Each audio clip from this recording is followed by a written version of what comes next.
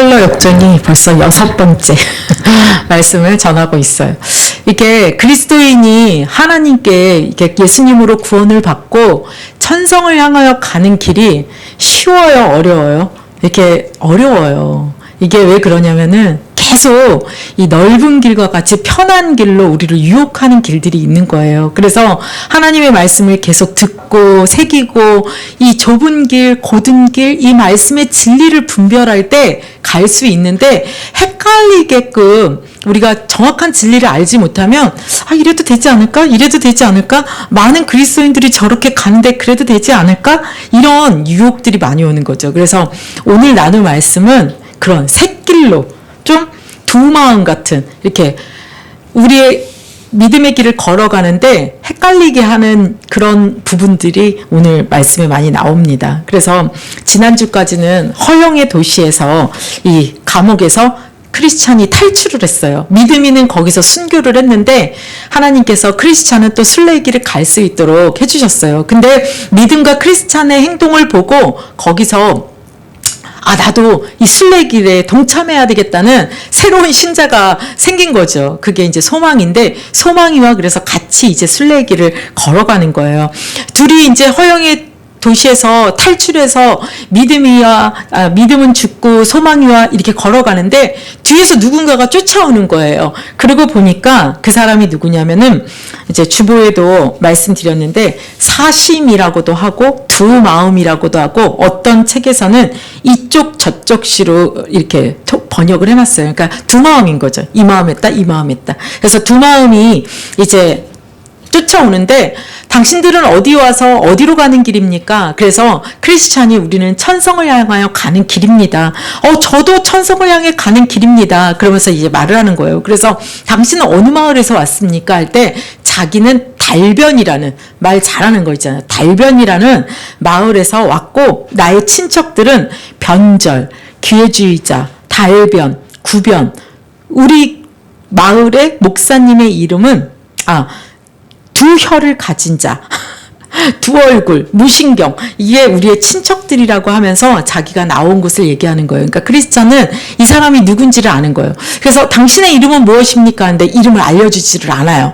근데 저 사람은 반드시 이쪽 저쪽 시일 것이다. 두 마음을 품은 사심일 것이다 라고 크리스찬은 깨달았어요. 이렇게 알았어요. 그런데 이 사심이가 뭐라고 하냐면 나의 아내는 현숙한 어머님의 딸로서 속임수 부인의 딸이다라고 얘기해요.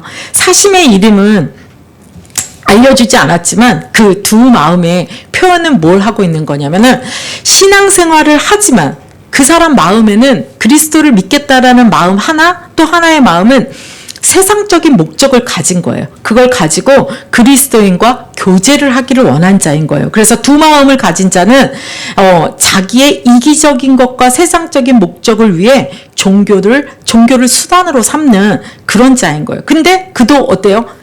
천성을 향해 순례의 길을 걸어간다고 말하고 있거든요. 그래서 이 두 마음 같은 자는 교회 안에 많이 있어요. 근데 그들도 교회에서 직분을 갖기도 하고 봉사도 하고 여러 가지 다 하고 있는 거예요. 그러나 그 목적이 무엇이냐? 자기가 중요성을 둔 사람으로부터 영광을 받고자 하는 거에 목적을 두고 가는 것이요.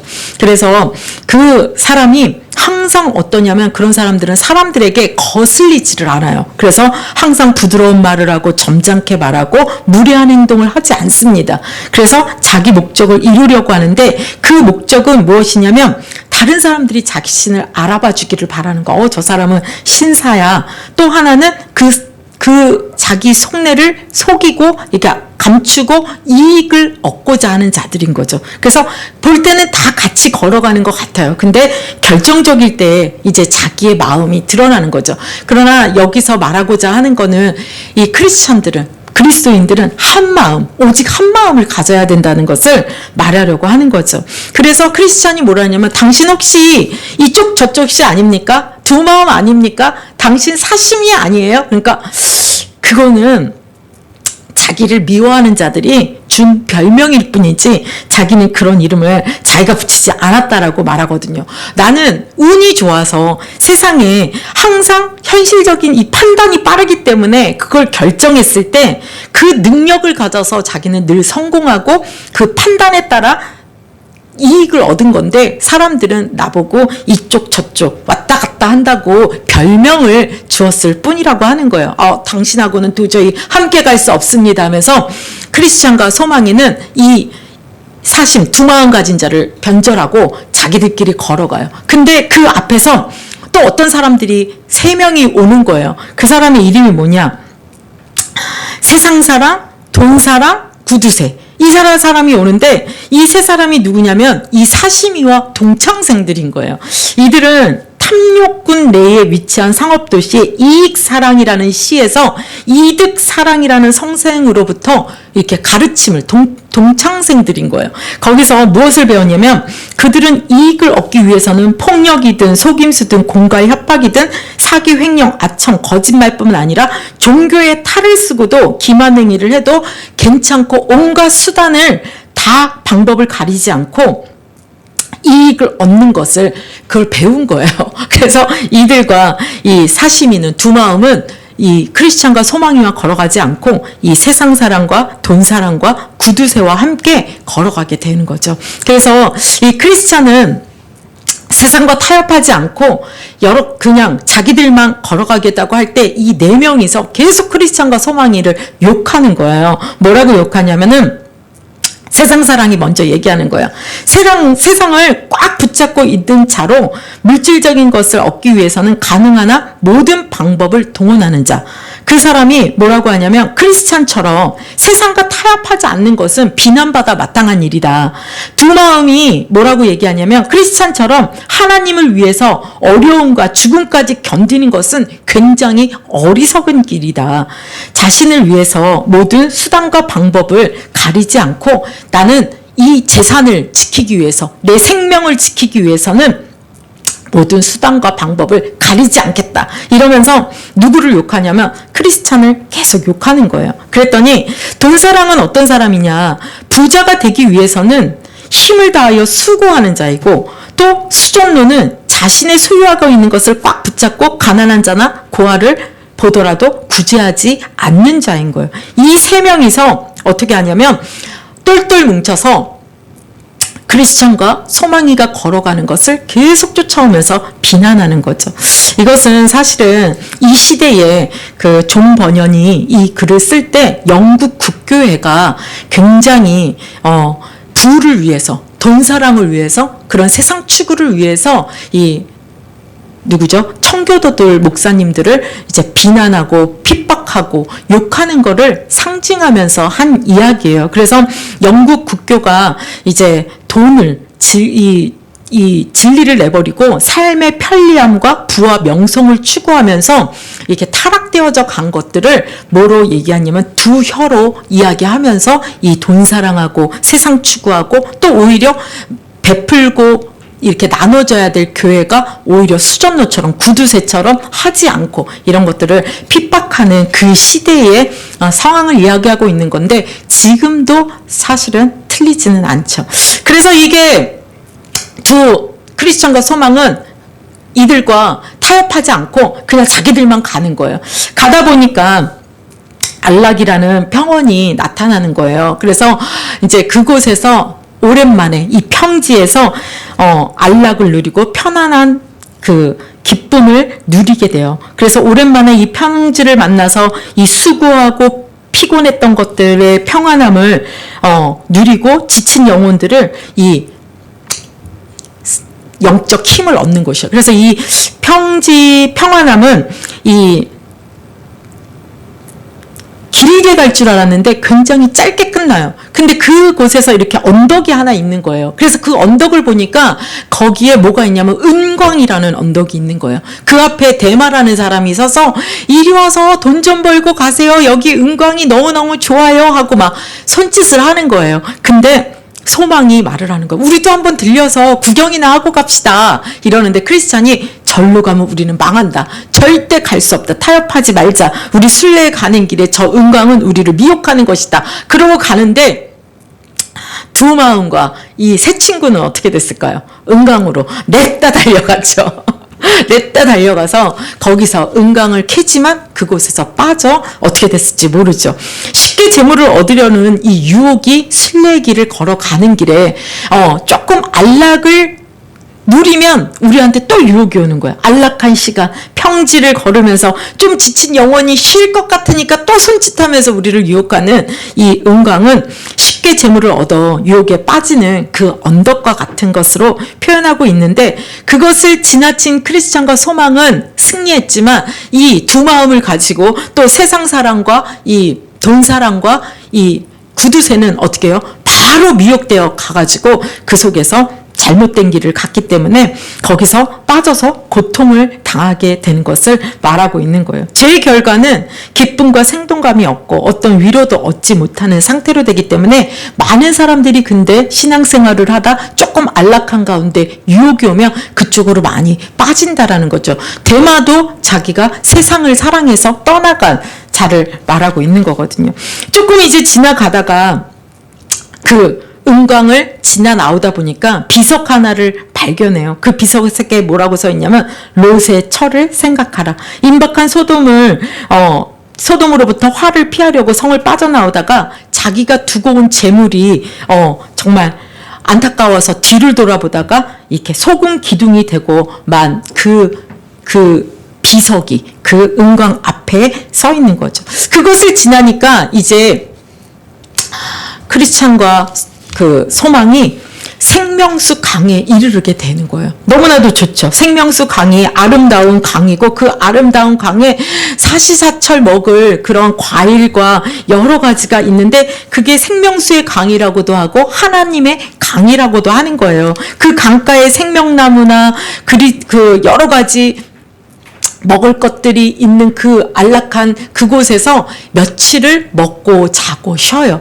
이것은 영적 의미로 무엇을 말하냐면 죄와 싸우면서 피곤한 성도들에게 하나님이 새롭고 또 힘을 영적으로 주시고자 하는 어떤 축복을 말하고 있는 거예요. 그것을 교회로도 말하고 있어요. 그래서 강가에 있는 생명나무는 그리스도께서 성도를 위해 마련해 놓으신 은혜를 의미하는 것이고, 나무 그늘 안에 쉬는 것은 정말로 그 생명수 잎사귀의 순례자들을 맑게 힘을 이렇게 쉴 수 있도록 해주시는 하나님의 은혜와 은덕을 말하는 거죠. 그래서 푸른 초장이 이 푸른 초장의 이 생명수강 하나님의 강과 같다고 하는 것을 이 푸른 초장을 교회로 상징을 한대요. 그래서 교회 안에서 하나님 말씀 듣고 읽고 묵상하고 기도와 찬양하고 예배할 때 영적인 교회를 통해서 영적인 생동감과 풍성함을 누리는 걸 말하는 거죠. 우리도 주일날 와서 예배 드리면서 또 어떨 때 은혜 받을 때 아주 풍족한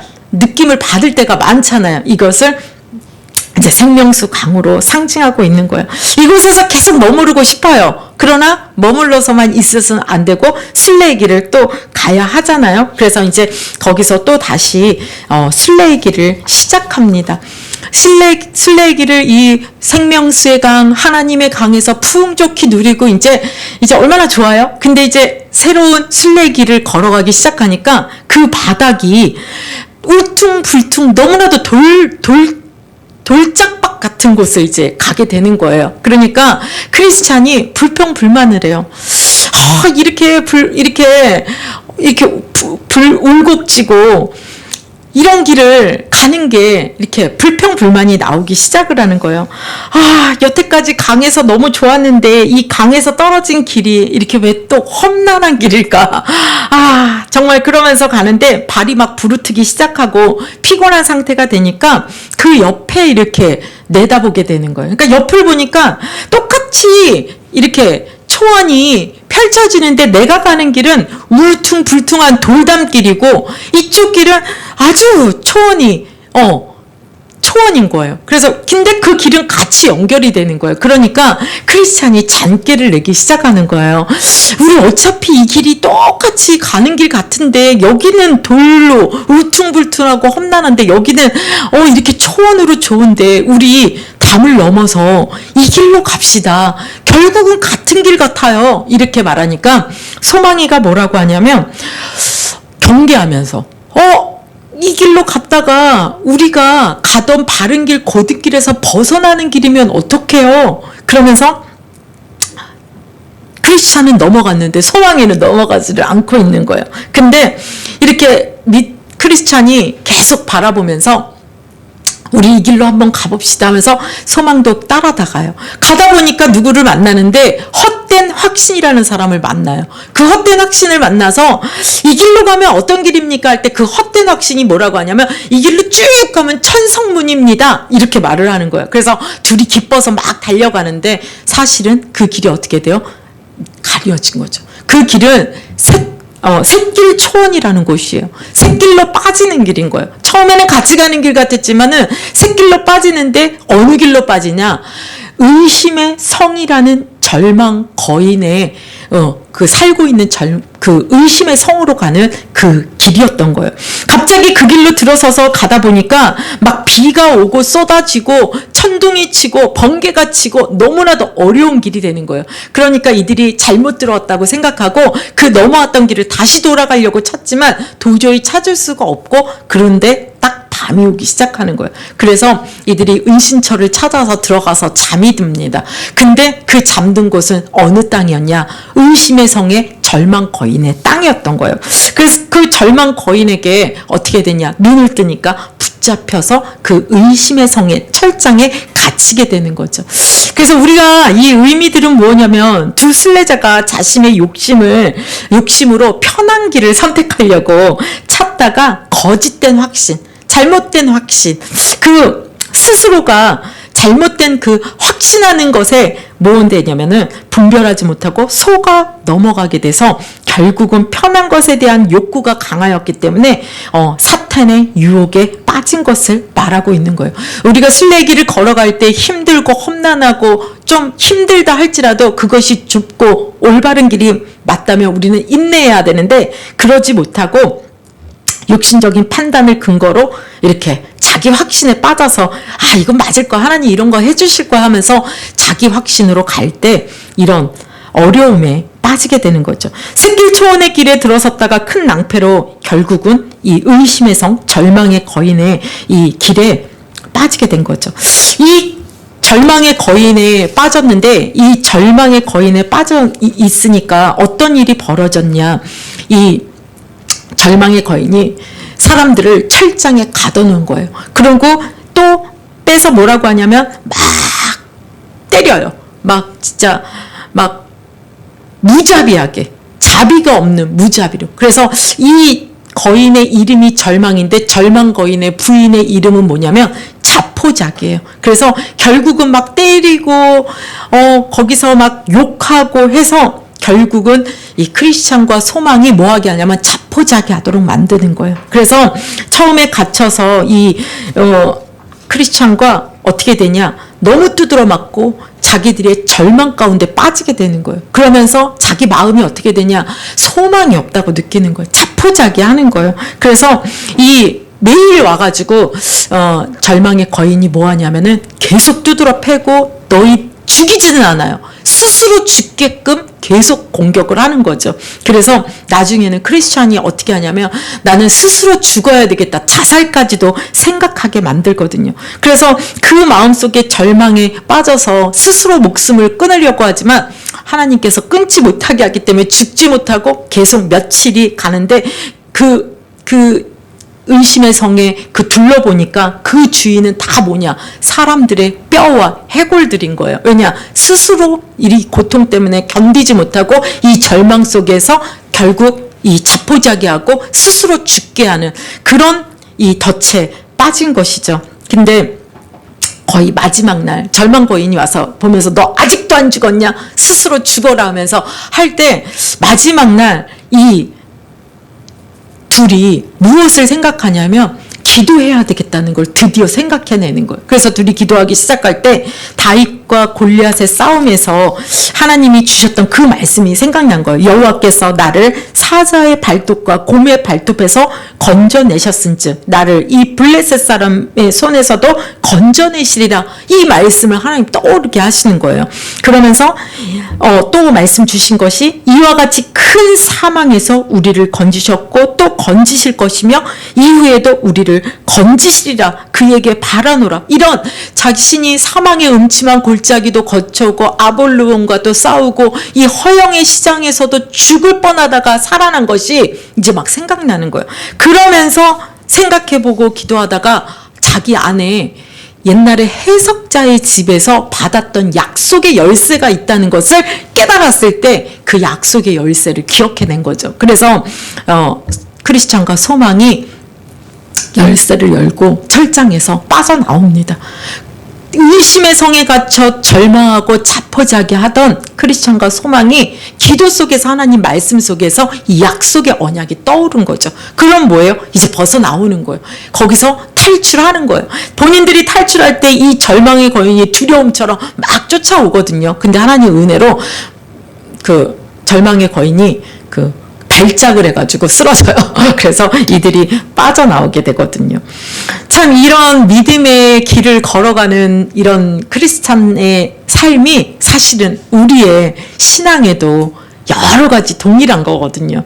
그래서 비슷한 것 같지만 다른 것들로 우리를 공격하고 또 우리를 어떻게 해서든 주저앉히려고 해요.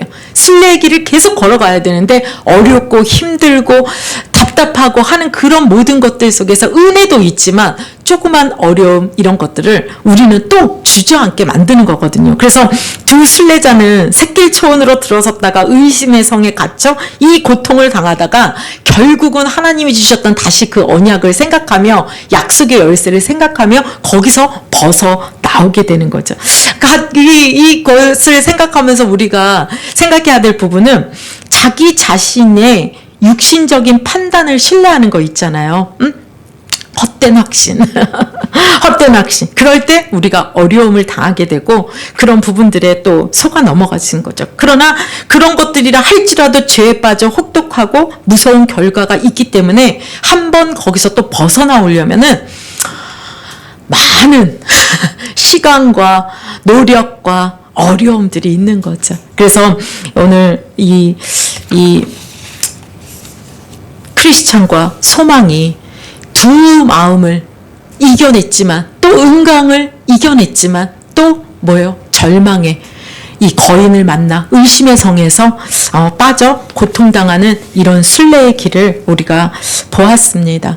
우리는 믿음의 길을 걸어가는데 여러 가지 곧 이렇게 핍박이 오고 어려움이 오는 것뿐만 아니라 오히려 유혹으로도 좋은 것으로도 우리를 유혹합니다. 처음처럼 아예 절망에 또 여러 가지 막 어려움으로 오는 것이 아니라 허영의 도시처럼 아니면은 세상 좋아하고 돈 사랑하고 또 이런 유혹으로 또 아니면 은광으로 세상 풍조로 우리를 또 이렇게 울퉁불퉁한 길 같지만 이렇게 좋아 보이는 초원처럼 되는 거에 우리의 마음은 헛된 확신으로 왔다리 갔다리 할 수 있는데 그것은 우리가 하나님이 경계하게 하는 부분들인 거예요. 그래서 우리가 날마다 말씀을 읽고 말씀을 듣고 늘 예배하고 기도하는 생활이 왜 중요하냐. 그것들이 우리가 올바른 길, 좁은 길, 바른 길을 갈 수 있도록 늘 지켜주기 때문인 것입니다. 그래서 그것들이 우리가 지켜질 때는 분별을 하는 거예요. 그래서 두 마음도 거절하고 은광도 거절할 수 있는데 그런 부분들을 놓치고 불평불만하면서 좀 우리가 자족하면서 헛된 확신을 가지고 있을 때는 반드시 우리가 또 이 의심의 성에 갇혀서 절망으로 빠지게도 된다라는 이런 순례의 길을 보았습니다. 다음 주에는 또 이 절망의 그 수렁에서 빠져나와서 어디로 가냐면 기쁨의 이제 성을 가요. 거기서 이제 참된 목자를 만나서 얼마나 또 이 축복을 누리는 시간들을 또 가지게 됩니다. 그런 것들이 이제 또 계속 될 줄 믿습니다.